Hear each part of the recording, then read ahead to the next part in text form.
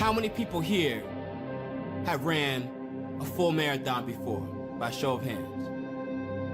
What about a half marathon? What about a 10K? 5K? Good. Now, take 5 seconds and think about what that process did for you and what did you learn during that process. Take 5 seconds, go ahead. Now, if you don't have the answer, that's perfectly fine. That's fine. I will tell you the answer. What you learn through that process is how to succeed at any single thing you wish to accomplish in life. Anything you wish to accomplish in life, you learn that through running. Running is the key to success. See, I do a running program at my Boys and Girls Club as a social worker. And they asked me why I even started it in the first place, and it's simply because running is the key to success. See, the key to success in life is not some complex algorithm that the few among us can achieve. The key to success in life is very simplistic. All you need to do is learn how to grind. Not just learn how to grind, you need to actually be able to grind, to work day in and day out at your craft, at your goal, no matter what. Even if you don't feel like getting up, you have to be able to do the things that you don't want to do to be able to succeed. If you don't, you will fail, you will stay down there. For my running program, we run 2 times a week. We train for 3 months to be able to run a 5K. First day of practice, I had them run a half a mile. They're wheezing. They're Charles, this is hard. I suck at this. And I tell them, you're right. You're absolutely right. You do suck at this.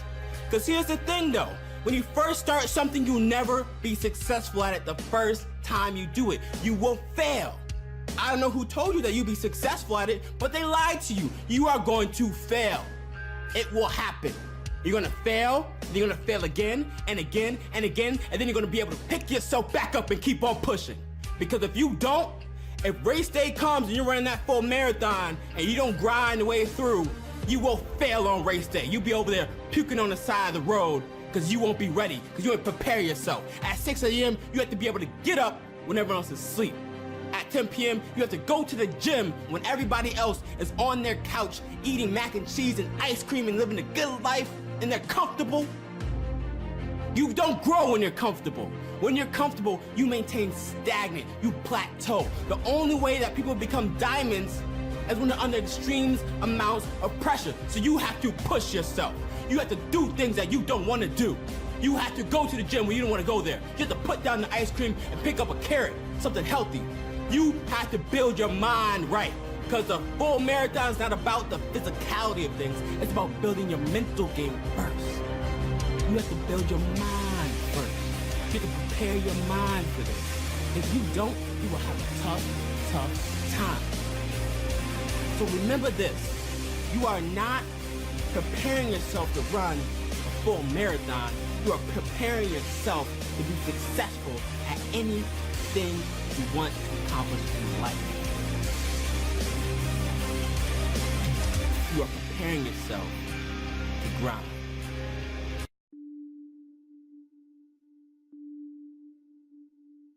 Are you worried about things that are only temporary? Letting something steal your joy because you think that's the way it's always going to be?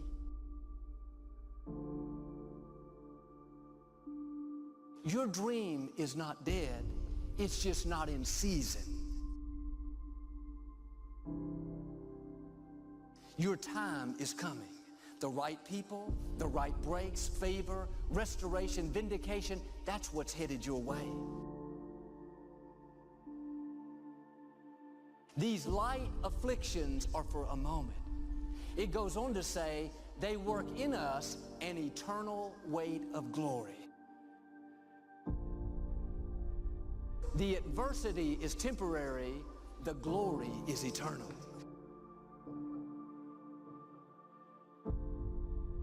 Something you don't understand, don't get discouraged. It's temporary. You're just passing through.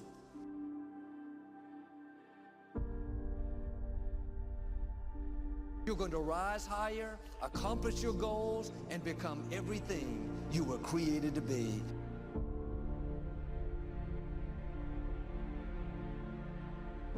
It's easy to remember the hurt, the disappointment, the failure. I'm asking you to remember your dream. Let's suppose that you were able every night to dream any dream you wanted to dream. And that you could, for example, have the power within one night to dream 75 years of time, or any length of time you wanted to have. And you would naturally, as you began on this adventure of dreams, you would fulfill all your wishes. You would have every kind of pleasure you could conceive. And after several nights of 75 years of total pleasure each, you would say, well, that was pretty great. But now let's have a surprise. Let's have a dream which isn't under control. Well, something is going to happen to me that I don't know what it's going to be. And you would dig that and come out of that and say, wow, that was a close shave, wasn't it? And then you would get more and more adventurous, and you would make further and further out gambles as to what you would dream. And finally, you would dream where you are now. You would dream the dream of living the life that you are actually living today. I want your dream to be so clear, so vivid, right? That when you wake up in the morning, all you got to do is step in your dream. Only thing that's going to get you up out that bed, the only thing that's going to make you strive past that obstacle, get past that brick wall, and it's coming. The only thing that's going to make you get up and do what you're supposed to do is what you see.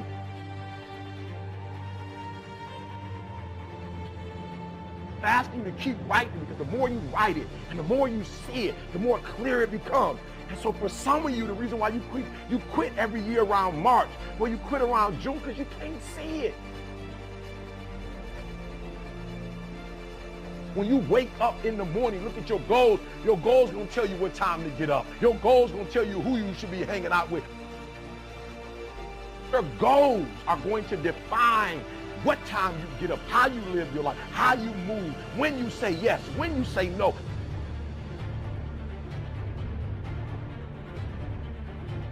Reason why some of you will never be successful because you're not immersed in it. The water is still at your waist. You're still looking at the guru in his face with the water at your waist. It's at your shoulder. You're not immersed in it. You're not immersed in school. You're not immersed in basketball. You're not immersed in football. You're not immersed in real estate. You're not immersed in your business. You're not immersed in what you do. I believed that I was stupid and not talented, and I felt like a total and abject failure. So I used to be 60 pounds heavier, and I grew up in a morbidly obese family, and I really wanted to escape that fate, but I couldn't see any way to do it. All that I had was this crushing sense of being adrift at sea and not knowing how to get back to shore.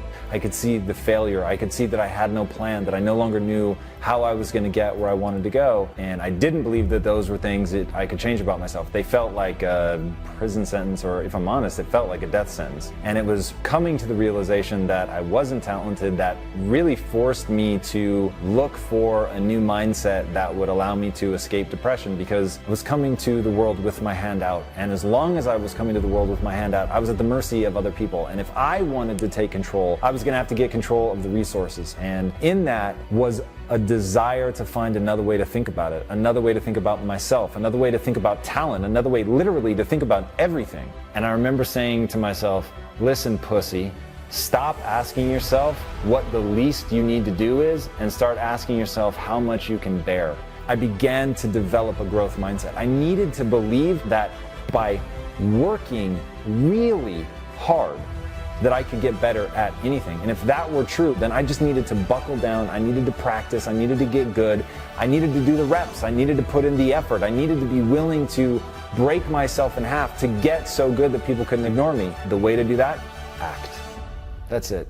You need to get out there and do something. Right now, today, literally, stop this fucking video. And whatever it is, if you already have a passion, you are so much farther ahead than the vast majority of humankind. If you know what that thing is, get out and act. And by the way, if you don't know what it is, act. That's the only way that you're gonna find out. Go encounter stuff. Go try things. It is in the process of action that you're gonna learn the things you need to learn. But if you've been thinking about starting a business, fucking start it. Like, actually build the product right now today. You will learn more, infinitely more, in the process of trying to create it and make it real than you ever will by watching videos, by thinking, by meditating on it, by taking notes. None of it compares. It's not even in the same universe. It's just going and doing it. One step is better than 100 hours of pontification. Running 100 miles an hour in the wrong direction is better than standing still. You'll learn something. So get rid of this notion that you're gonna end the day with a perfect record. You're gonna fail, you're gonna fuck up, you're gonna try 1,000 things, and 999 of them are not gonna work. But whatever you want, literally don't ask yourself who you are today. Ask only, who do you want to become?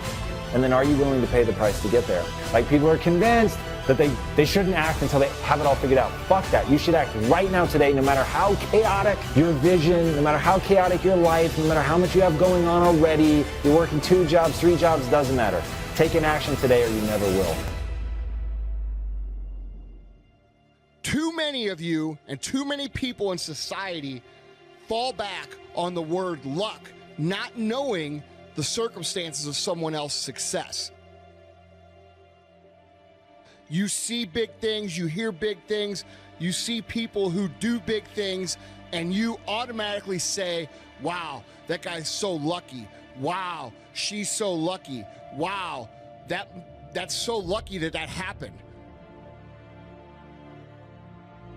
Don't say, wow, that guy's so lucky. Say, hey, that's a fortunate dude. He's very fortunate, okay? There's a big difference in how that sounds and what that means and the metaphysical implications that stand behind your belief system when you say that. When you say, oh, that guy got lucky, you're telling the universe and you're telling yourself subconsciously that you believe that you are not in control of your circumstances. And guess what? If that's what you believe, you aren't.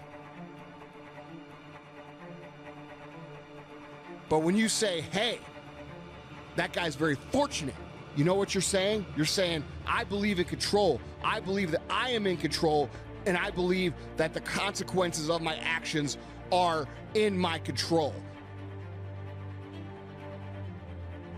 Quit using the word luck. Quit believing in luck, because it doesn't exist in terms of action and reaction, and start believing in work.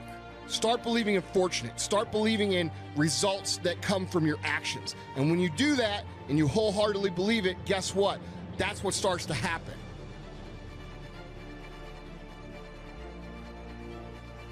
%99 of people on earth fail because they believe in this fancy fairy tale bullshit, I'm not in control, success fairy that flies down from the heavens and shits $100 bills on everybody's head. That's what people believe in. But going to work every fucking day for 20 fucking years and grinding your ass off and then becoming a multi-millionaire, that's not luck. All right? That's action and result. That's action and reaction. How about when he made less than what you made for the first 15 years, holding on to his dream? You weren't there saying he was lucky. And you need to eliminate that thought process from your head.